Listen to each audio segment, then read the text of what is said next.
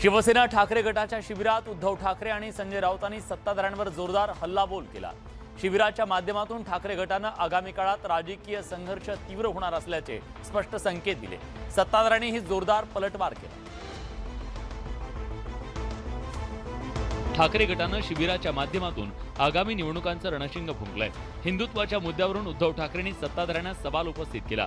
तुमचं हिंदुत्व गोमूत्रात अडकल्याची टीका उद्धव ठाकरेंनी केली। समान नागरी कायद्याच्या आधीच समान वागणूक द्यायला शिका असा सल्लाही उद्धव ठाकरेंनी दिला।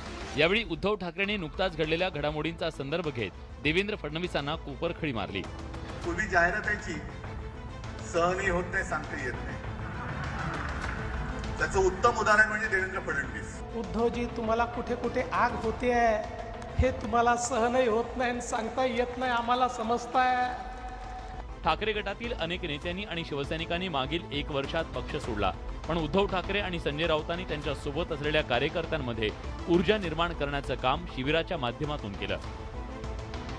महाविकास आघाडीत बिघाडीच्या चर्चा पुन्हा एकदा सुरू झाल्यात। भावी मुख्यमंत्री बॅनरबाजीवरून महाविकास आघाडीमधल्या नेत्यांमध्ये स्पर्धा सुरू आहे। या संदर्भात वक्तव्य करताना ठाकरे गटाचे खासदार संजय राऊतांच्या विधानानं चर्चा सुरू झाली। ठाकरे गटाच्या मुंबईत पार पडलेल्या राज्यव्यापी शिबिरात ठाकरे गटाचे खासदार संजय राऊत यांनी भाष्य केलं। महाविकास आघाडीच्या नेत्यांमध्ये सध्या भावी मुख्यमंत्री पदावरून स्पर्धा रंगली आहे। याचा धागा पकडत संजय राऊतांनी महाविकास आघाडीबद्दल भाष्य केलंय। आपण महाविकास आघाडीमध्ये आहोत, राहू जोपर्यंत आपली इच्छा आहे तोपर्यंत। राऊतांच्या सोबळाच्या नाऱ्यावर राष्ट्रवादी काँग्रेसचे सर्वेसर्वा शरद पवार आणि अजित पवार यांनी प्रतिक्रिया दिली आहे। एक तर समान देश पातळीवर भाजपला दूर कसं करता येईल याकडे अधिक लक्ष केंद्रित करायचं। आता त्यांना पुढं आमचं एकट्याचं सरकार यावं असं वाटत असेल, त्याच्यात चुकीचं काय? मोदी शहांशी वैयक्तिक भांडण नसल्याचं म्हणत राऊतांनी भाजप नेतृत्वाच्या जवळ जाण्याचा प्रयत्न केलाय। त्यामुळे ठाकरे गट महाविकास आघाडीत राहणार की पुन्हा जुन्या युतीत सहभागी होणार या चर्चांना वेग आलाय।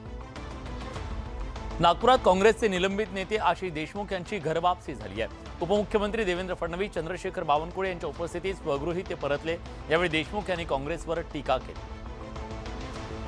माजी आमदार आशिष देशमुख यांचं काँग्रेसमधून निलंबन झाल्यानंतर त्यांच्या भाजप प्रवेशाच्या चर्चा सुरू झाल्या होत्या। त्या सर्व चर्चांना पक्षप्रवेशामुळे अखेर पूर्णविराम मिळाला। राहुल गांधी आणि नाना पटोले यांच्यावर टीका केल्याबद्दल आशिष देशमुखांना नोटीस बजावण्यात आली होती। त्या नोटीसीला समाधानकारक उत्तर न दिल्यानं देशमुख यांना काँग्रेसमधून निलंबित करण्यात आलं। अखेर 5 वर्षांनंतर देशमुखांची घरवापसी झाली आहे। सुबह का भूला शाम को अगर घर वापस आ जाए तो उसे भूला नहीं गए। तुम्ही आता मार्ग पकडलाय, आता चिंता करू नका। आता ही तुमची अंतिम पार्टी असणार आहे। देशमुख सावनेरमधून भाजपकडून निवडणूक लढवणार असल्याची चर्चा होती, मात्र 2024ची निवडणूक लढणार नसल्याचं देशमुखांनी जाहीर केलंय। राज्याचे कृषी मंत्री अब्दुल सत्तार आधीच वेगवेगळ्या कारणांमुळे अडचणीत सापडले। त्यातच आता ठाकरे गटाचे खासदार संजय राऊतांनी सत्तार यांच्यावर मोठा आरोप केलाय। सत्तारांनी सैनिकांचा भूखंड बळकावल्याचा आरोप राऊतांनी केला। कृषी मंत्री अब्दुल सत्तारांनी अब्रू नुकसानीचा दावा दाखल करण्याचा इशारा दिल्यानंतरही संजय राऊतांचा सत्तारांवरचा हल्ला थांबत नाहीये। आता तर राऊतांनी एका बातमीचा आधार घेत सत्तारांवर थेट जवानांचा भूखंड बळकावल्याचा संशय व्यक्त केलाय। खासदार संजय राऊतांनी बातमी आणि काही कागदपत्र शेअर करत सत्ताधाऱ्यांना विचारणा करत सत्तारांची कोंडी करण्याचा प्रयत्न केलाय। राऊतांनी ट्विटरवर म्हटलंय, देव देवेंद्रजी, हे खरं आहे का? औरंगजेबाचा बंदोबस्त नंतर करू, आधी या औरंग्याच्या पेकाटात लाथ घाला। भारतीय सीमेवर लढणाऱ्या सैनिकांची सुद्धा लूट सुरू आहे, काय करताय बोला। राऊतांचे हे आरोप मात्र सत्तारांनी फेटाळले। कुठलं सुटलं, कोणी तक्रार केली का, हे लोक आपल्या ट्विटरवर ट्विट करतात, काही लोक पेपरमध्ये छापतात, ही पद्धतच चुकीची आहे। एकंदरीतच संजय राऊतांनी सैनिकांच्या जमिनीचा मुद्दा उपस्थित करून अब्दुल सत्तारांवर आणखी एक वार केलाय। त्यामुळे आता या प्रकरणात नेमकं काय घडतं, अब्दुल सत्तार त्यांच्या भोवतीचं हे संशयाचं मळप कसं दूर करतात हे पाहणं महत्त्वाचं आहे। भाजपनं मुंबई महापालिका निवडणुकीच्या दृष्टीनं पावलं टाकायला सुरुवात झाली आहे। शिवसेना ठाकरे गटाचा बालेकिल्ला असलेल्या लालबाग परळवर भाजपनं लक्ष केंद्रित केलंय। यावरून दोन्ही पक्षांमध्ये झुंपली आहे। शिवसेनेची मुंबईत स्थापना झाल्यापासून दादर, प्रभादेवी, माहीम, परळ, वरळी, लालबाग परळ हा भाग शिवसेनेचा बालेकिल्ला म्हणून ओळखला जातो। बाळासाहेबांनी एखादा आदेश दिला तर त्याचं पालन करण्यात लालबाग परळमधील शिवसैनिक आघाडीवर असायचे.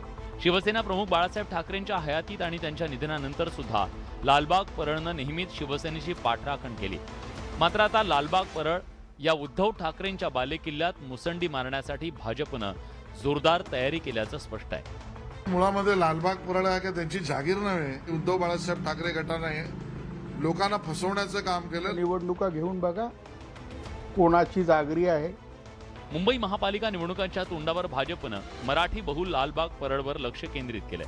आता लालबाग परळ भाजपला साथ देणार की उद्धव ठाकरेंवर विश्वास व्यक्त करणार हे आता निकालानंतर स्पष्ट होईल.